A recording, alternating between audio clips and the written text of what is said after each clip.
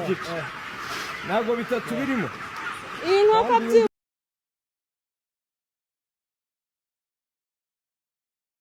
dore top 5 y'abahanzi ba hano mu Rwanda bakennye cyane. Ni abahanzi twakunze bitewe n'indirimbo nziza badukoreye tubona bafite ejo hazaza heza, ariko ubu baretse umuziki. Bamwe muri bo niyo basohoye basohora rimwe na rimwe indirimbo nuko babyivugira ku mbuga nkoranyambaga baka ubufasha, bavuga yuko bakubiswe uyu muziki nta kindi wabamariye, banicuza impamvu bakoze uyu muziki kuko amafaranga ntayo babonyemo, kuko ubu ngubu ngo barakennye kandi twarabonaga ari abasitari. Bamwe bigiriye mu bworozi bw'inkoko, abandi babanje no gukora amafirigo bitewe n'ubuzima bwari bwabakubise. Ariko nimba ari ubwa mbere ugeze hano kuri iyi channel, kora subscribe n'ubutaha uzabashe kubona ibyo nkora.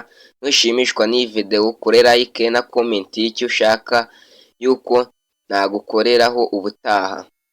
Tugiye gutangira ku mwanya wacu wa gatanu twikomeza iyi top 5.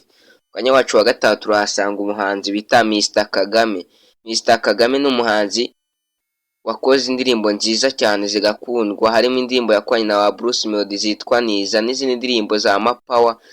Uyu muhanzi yabaye umusitari, akora ibintu byinshi bitandukanye, ariko yavuze yuko uyu muziki nta kintu wamumariye ahubwo wamuteje ubukene gusa, kuko ubu ntagisohora indirimbo. Umuziki bisa nkaho yawuhagaritse kubera kubura amafaranga yo kuwukora.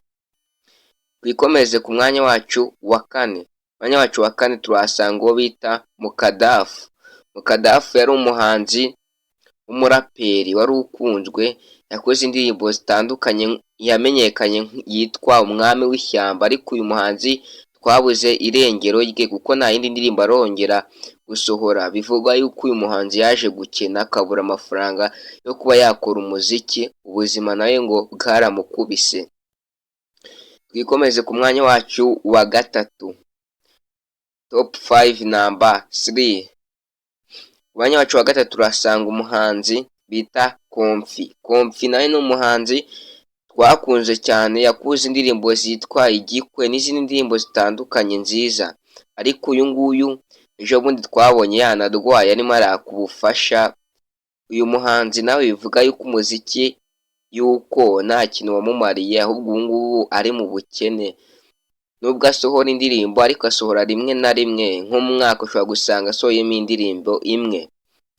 Ku mwanya wacu wa kabiri turahasanga uwo bita Fireman. Ni umuraperi wakoze amateka atandukanye hano mu Rwanda. Uyu muraperi akaba avuga yuko uyu muziki nawe nta kintu awukuramo, kuko twabonye yuko uyu muraperi yivugiye yuko umuziki nta kintu akuramo, bituma adasohora indirimbo.